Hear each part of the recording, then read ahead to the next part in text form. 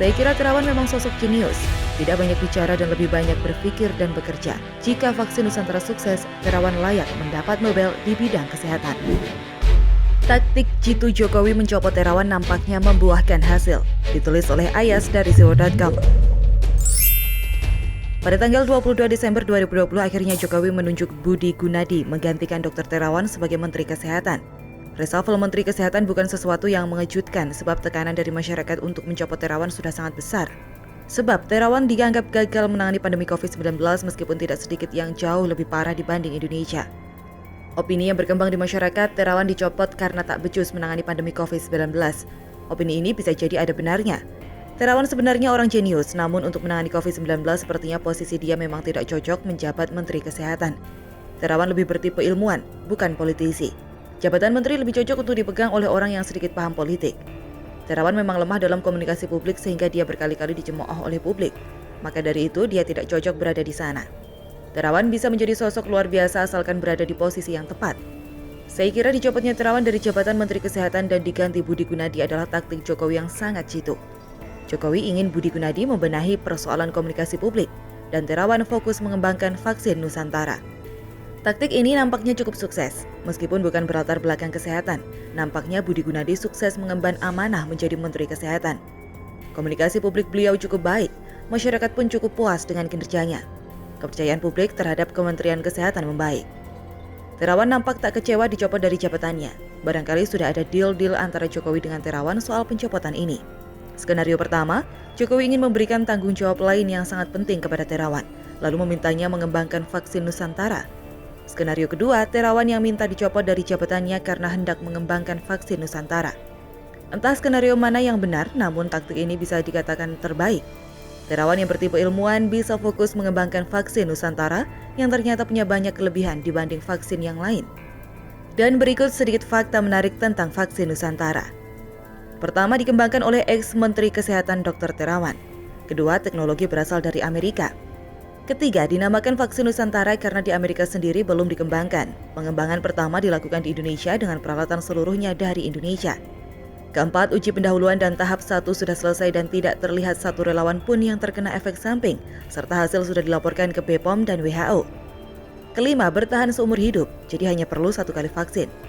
Keenam, suntikan hanya sekali dan tidak sakit, lokasi penyuntikan tidak terlalu dalam, tidak sampai ke otot lengan, melainkan cukup di bagian lemak dan arah jarum jam tidak harus tegak lurus. Ketujuh, tidak perlu disimpan di suhu dingin, melainkan cukup di suhu ruang biasa. Kedelapan, teknologinya benar-benar baru dan beda dari vaksin yang sudah ada, seperti vaksin Sinovac yang menggunakan cara lama, yaitu dengan memasukkan virus yang sudah dilemahkan ke dalam tubuh, serta vaksin Pfizer, AstraZeneca, Johnson & Johnson, mengubah protein tertentu yang ada di sekitar DNA. Kesembilan, sebelum menjalani vaksinasi, orang terlebih dahulu diambil darahnya sebanyak 3 tabung atau 40 cc. Darah tersebut akan dimasukkan ke dalam bak atau tas yang berisi 3 kamar. Kamar pertama untuk pemisahan darah putih dengan darah merah, kamar kedua untuk menampung darah merah, kamar ketiga untuk darah putih. Darah putih tersebut lalu dimasuki antigen. Seminggu kemudian, darah putih yang berisi antigen dimasukkan ke dalam tubuh orang tersebut.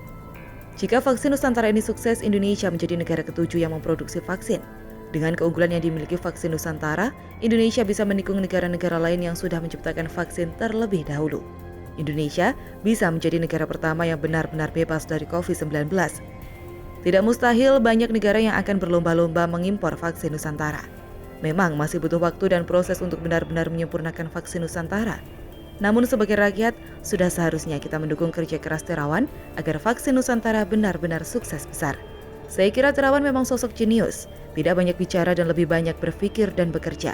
Kata Hendro Prioni, jika vaksin Nusantara sukses, Terawan layak mendapat Nobel di bidang kesehatan.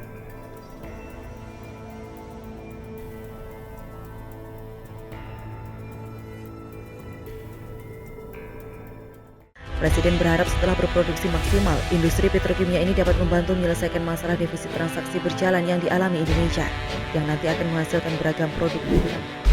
Mengagetkan, proyek kilang bikin satu desa jadi miliarder hingga Jokowi colek Ahok. Warga desa di Tuban kaya mendadak lalu viral setelah video mereka memborong ratusan mobil baru tersebar di media sosial. Mereka tiba-tiba menjadi miliarder usai menerima uang ganti rugi pembebasan lahan untuk proyek kilang yang merupakan kerjasama antara Pertamina dan perusahaan asal Rusia Rosneft. Kilas balik mengenai proyek kompleks kilang minyak dan petrokimia di Tuban, Jawa Timur itu, Presiden Joko Widodo pernah mengunjunginya bersama Komisaris Utama Pertamina, Basuki Cahayapurnama yang akrab disapa Ahok, beserta pejabat lainnya.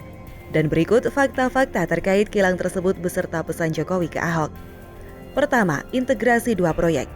Kilang PT Trans-Pasifik Petrochemical Indotama atau TPPI yang merupakan anak usaha Tuban Petro terintegrasi dengan megaproyek Grassroots Refinery atau GRR Tuban. Corporate Secretary Subholding Refining and Petrochemical PT KPI Ifki Sukarya mengatakan lahan warga yang dibebaskan tersebut untuk pembangunan kilang baru. Kedua, Jokowi minta kelar 3 tahun. Jokowi menginginkan pembangunan kilang PT Trans-Pasifik Petrochemical Indotama yang terletak di Kecamatan Jenuh, Kabupaten Tuban, Jawa Timur, kelar dalam waktu tidak lebih dari 3 tahun. Hal itu diperintahkannya langsung kepada Menteri BUMN Erick Thohir, Dirut Pertamina Nike Widiawati, dan Komut Pertamina Ahok. Ketiga, salah satu kilang terbesar RI. Kilang minyak TPPI sendiri merupakan salah satu kilang terbesar di Indonesia.